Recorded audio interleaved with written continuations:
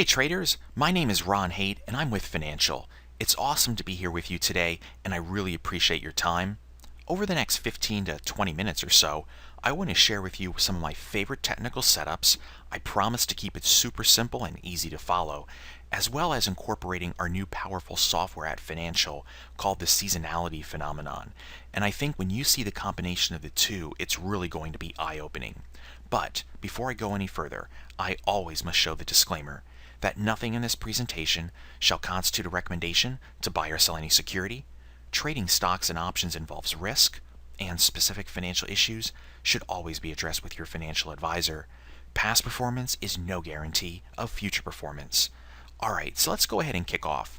I'm going to bring in a chart here of Thinkorswim, and this is Disney. And what I want to share with you is, I want you to look at this chart. And if you think back to January into October, what do you see?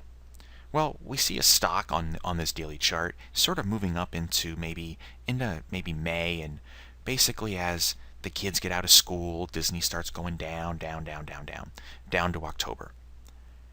Now, I want to ask you a question.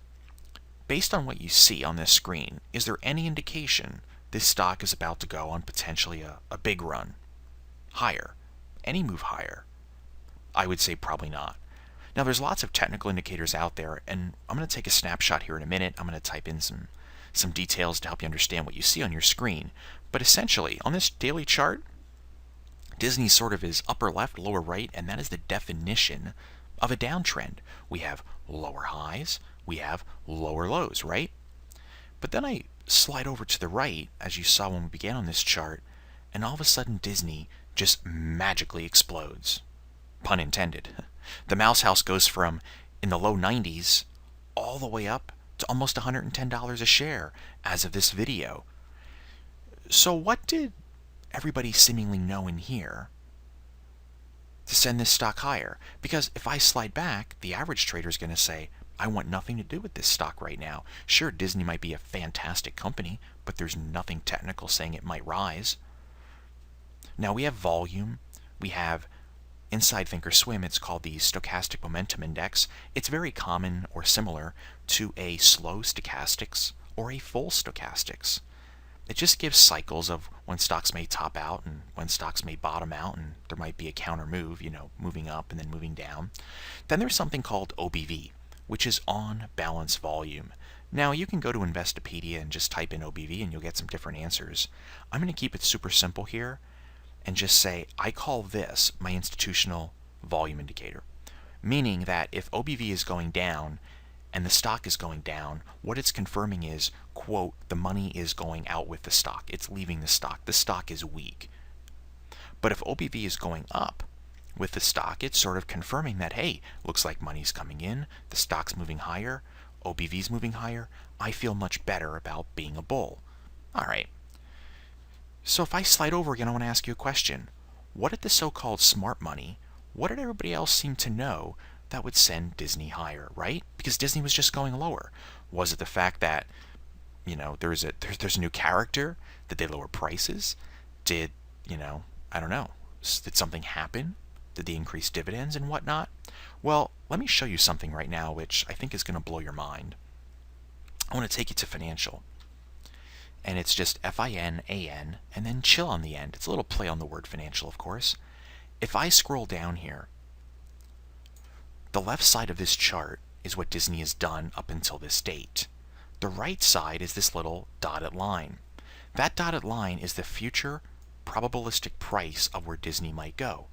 You might say, well, how could we forecast or potentially forecast where Disney may or might go? Well, we can use the history of the stock, and this is what's really, really important. And I'm going to tie this in with some of my favorite technical setups that I think that can create potential home run type trades. Watch what happens if I take my cursor and I move out 52 weeks.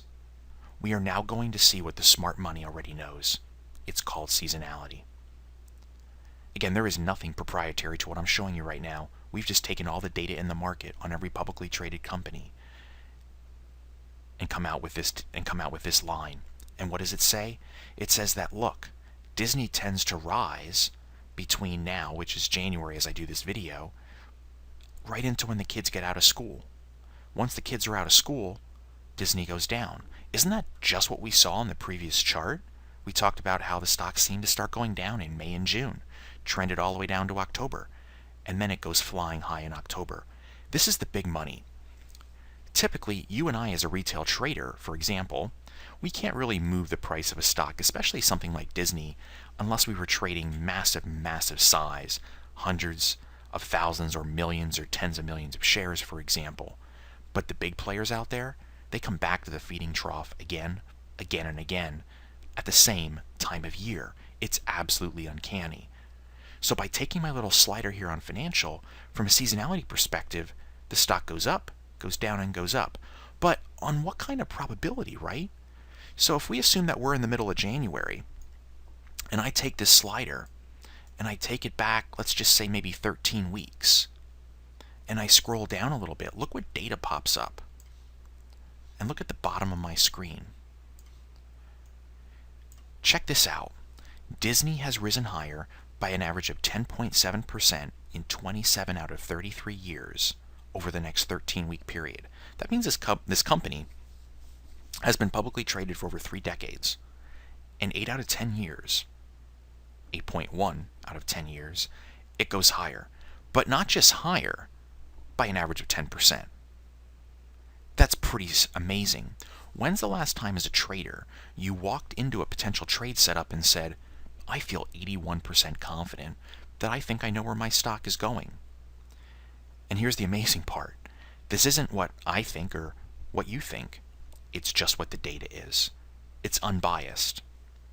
Now what I can also do, if I scroll back up here a little bit, I could take this to 12 weeks, and then it stays at 81. I could take it to 9 weeks. Look at this. Or excuse me, 11 weeks. Over the next 11 weeks from the middle of January, Disney has risen higher by 9% in 29 of 33 years. Historical probability, 87%. That's pretty stunning. Well, guess what? In our scanner, which you can, a screener I should say, you can go screen seasonality, Disney was already popping up in October. And look what Disney did. It went higher. So what does Disney do seemingly the majority of Octobers? Look what happens. Once October gets here, the stock starts moving higher. This is also very powerful when it comes to earnings. Let me ask you a question.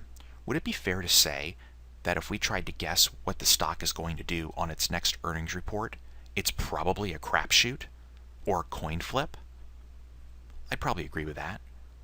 But when you start looking at 3 decades worth of data, when Disney is due to report here in February, what do you think the overall bias has been for Disney?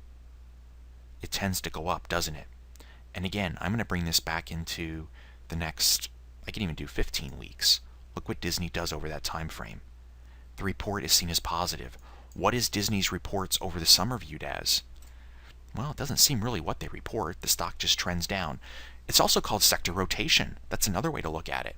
They rotate out of the mouse house when, quote, the retail trader might think, oh, everybody's at Disney.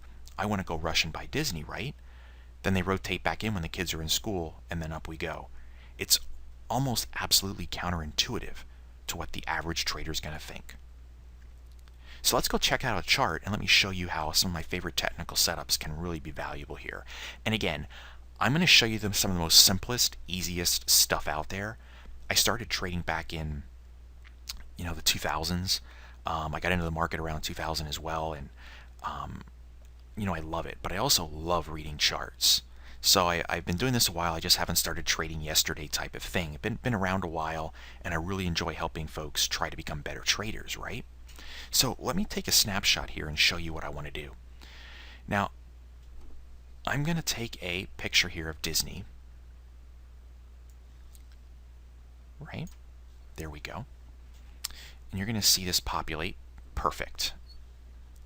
I want to tell you what these little lines are, okay? So I'm going to come up here, and the blue line is the 5-day EMA. It's just an exponential moving average. It's very simple stuff. The red is a 20-day EMA. The orange is a 50-day SMA. And the purple, the Barney color, is a 200-day SMA.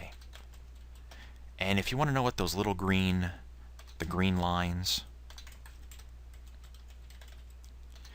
they are the 2 standard deviation John Bollinger Bands. I love them. Absolutely fantastic. So that's what all these little squiggles are. That's it.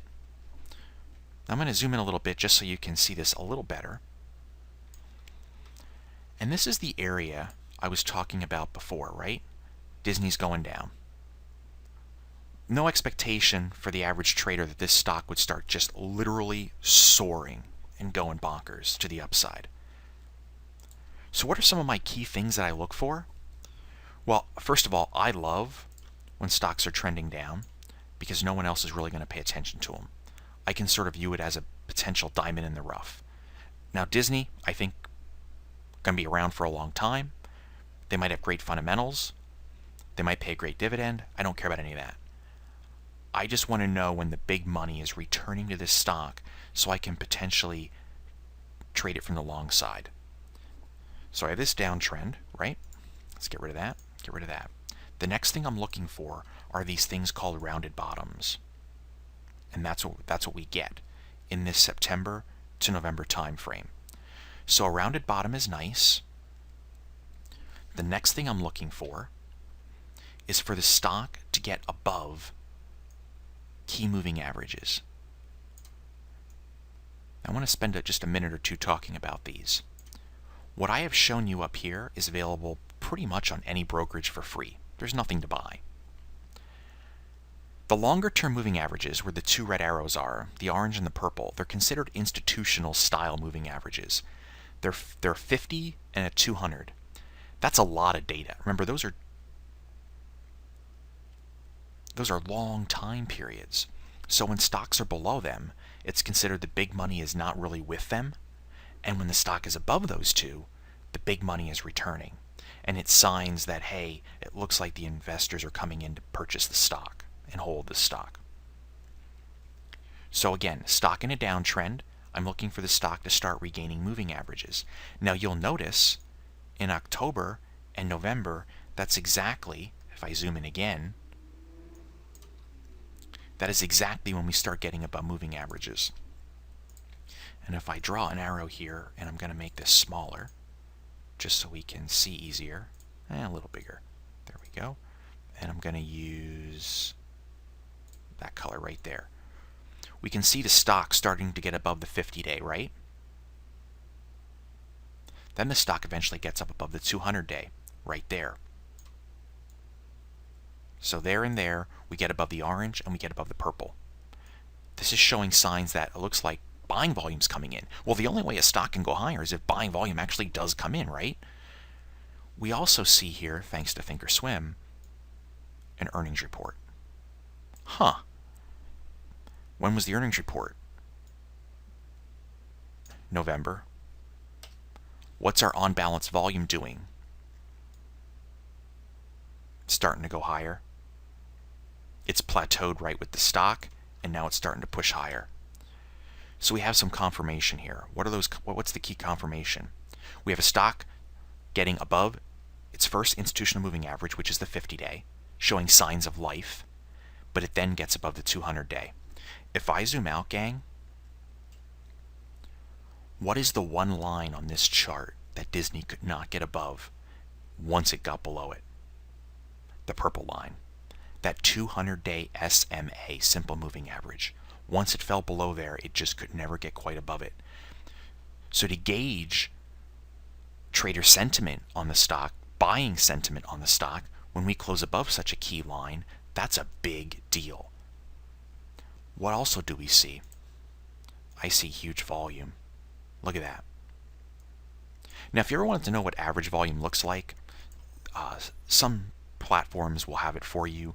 You could just draw a horizontal line and try to pick the halfway point and just say, hey, there's that red dotted line. Looks like we're getting above average volume. You can even eyeball it just for approximates, which is good enough. Good enough for me.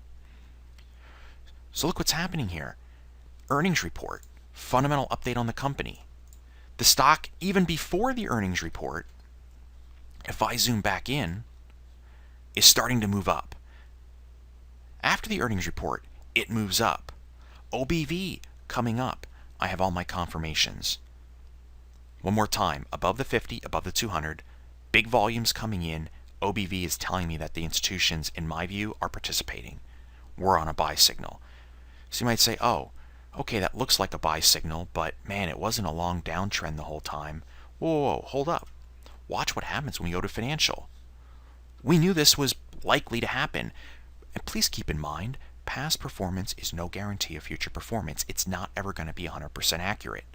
But when we start looking at, if I go from the next, like I said earlier, 13 weeks, and we start seeing really high probability rates based on the history of the stock, again, not what I say, but what the stock's data says, we can all of a sudden be quite confident that, or at least more confident, that the stock is likely to trend higher. Look what happens in October. We already know what the bias of that November report is going to be, right? Oh yeah, there's the November report. The stock started moving higher. Look how the volume picked up before that report. What do you think the big funds knew? Yeah, the big funds started picking it up here already, right as we got into the end of October. There the volume starts, and then there's more of it. The black volume are when days the stock closes higher. The red bars are when days the stock closes lower. So here's what is so exciting about this. I see a stock in a downtrend, right? I can go to the seasonality software at financial, know that Disney is coming into, as we get into October, a very positive period. So guess what I do as a trader? I sit back and I check it every week. I could check it every day if I had the time, but I just check it every week. Boom, big volume, big move up, but we have not closed above moving averages. So I'm going to zoom in here. So here's October. Big volume, right?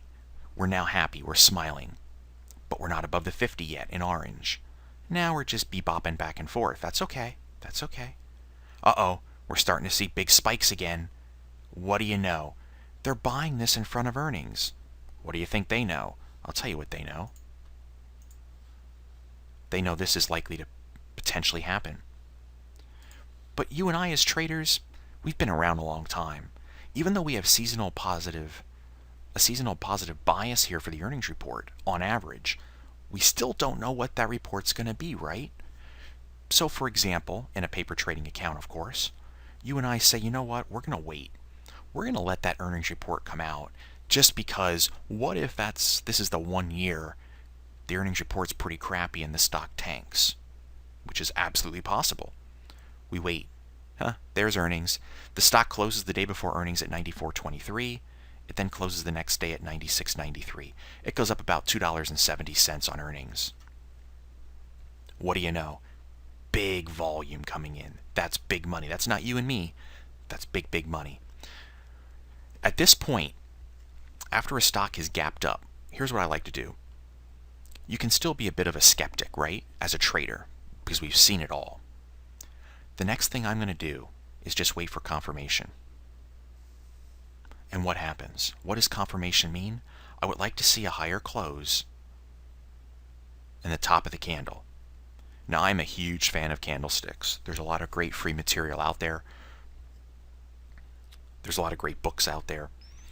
I think candlesticks are probably one of the most powerful tools to trade with.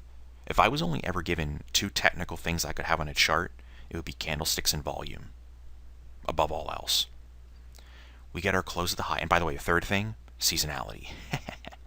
So right there, on the 16th of November, I'm going to zoom in again. On the 16th of November, we get our close above the earnings high. Knowing that if I go to financial and I see the stock in October has a huge bias, and that bias continues right now, right? Because we talked about that. If we just go out even the next 12 weeks from, the middle of January takes us out middle of February, middle of March, middle of April, there's still an incredible positive bias at 81%. Another 10% move higher is still the average. 10% on top of what we've seen so far. in 27 out of 33 years. Absolutely incredible. Makes me feel so much more confident as a trader, right? So let's say I just get in with a long call here. Now, how could I approach that? One of the cool things about Thinkorswim is they have think back. You can go back in time, look at what options might be priced at. So if I go back to 11:16 on the Analyze tab, let's just type in Disney, right? I can go over here, go back in time, and say 11:16. Now, typically what I like to do when I'm trading, especially with seasonality, is, I'm going to hold it for, hopefully, a couple months if I want to. I don't have to, and I'll talk about exits here in a second.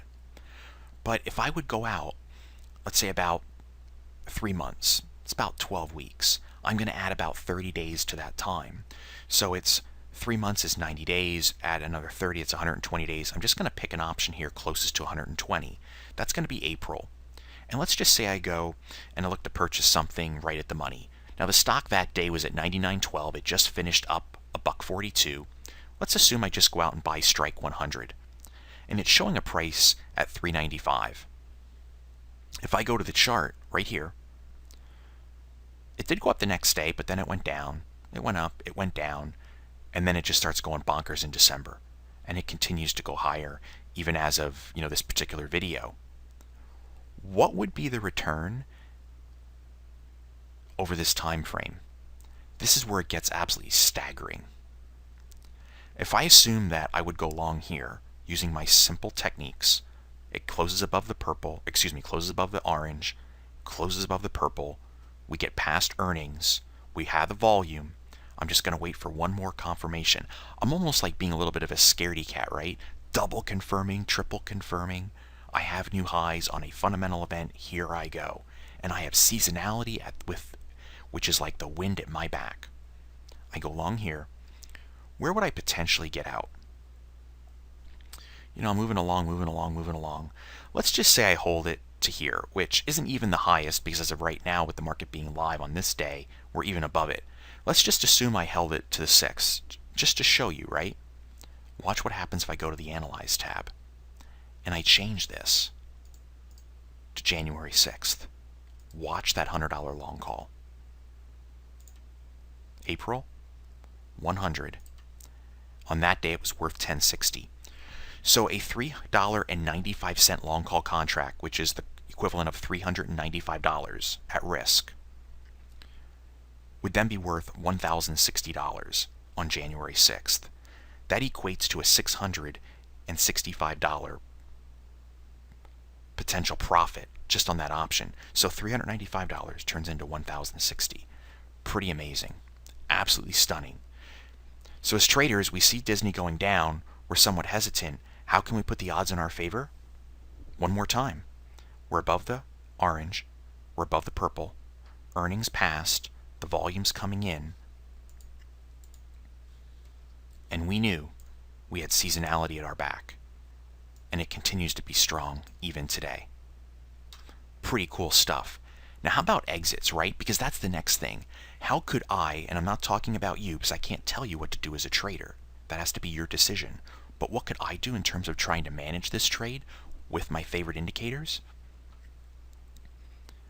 Once the stock starts getting above moving averages, one of my most favorite trailing stops that I like to use is the red line. I think it's wonderful.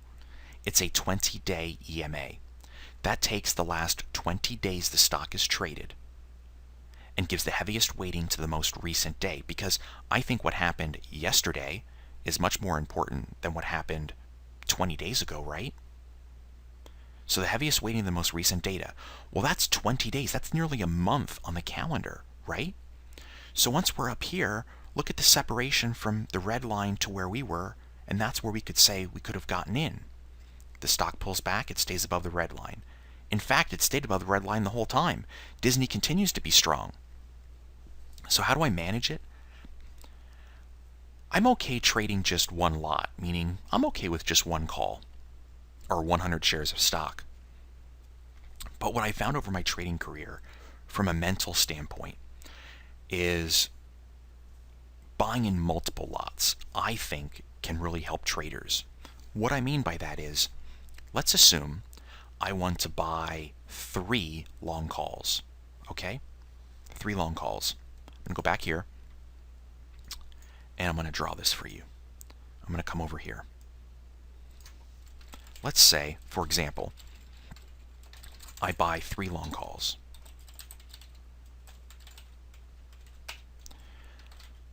I'd look to sell the first long call for a 20% profit, if I can. I'd look to sell the second long call for 100% profit.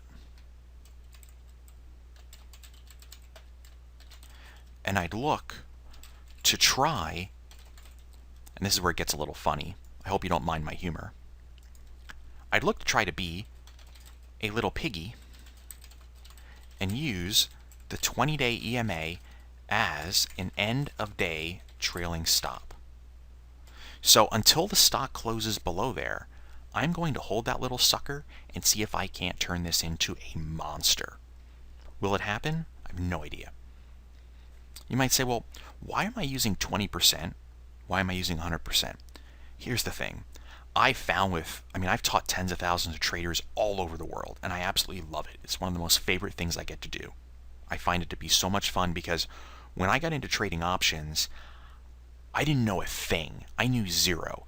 When the person came to me and said, hey, what's an option?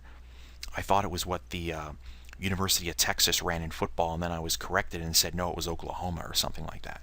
So I came from, the farm country, so to speak. And when I would get a profit, it was so hard to figure out when do I close the trade. So what I came up that works for me, and something I like to teach, is how about something like this? I find this to be attractive. As soon as I get 20%, I want to pull part of the trade off. What happens at that stage is I'm limiting the overall trade's risk exposure by taking capital off the table. If I can get that 20% profit, I'm now trading with a little bit of the house's money, the market's money, a little bit. When I can get to 100%, it's just a nice big round number. That's all. It's a double. Don't you feel amazing if you have a chance to make a double? Okay, take that second one off. Now you're playing with even more of the house's money and reducing your risk at the same time because there's less contracts open. And the third, I'm just going to let it run because who knows? If Disney could potentially move up, if it does its average of 10%, as of this date of the video, it could still go another $10 higher, potentially. It could go $1 higher. It could go to 0 tomorrow. We don't know. There's no guarantee on future performance. But if the averages hold true, I might catch another whopper here. So I hope that makes sense. Now, if I want to fine-tune that a little bit, here's another way I could look at it. I absolutely still love this, by the way. 20% profit, I really, really like it. But the 2 standard deviation Bollinger Bands, which let me get a green arrow now, just to highlight the point. When a stock closes outside those Bollinger Bands, it basically means you're trading against the house. When you walk into a casino, they have all the odds. You literally cannot win, right?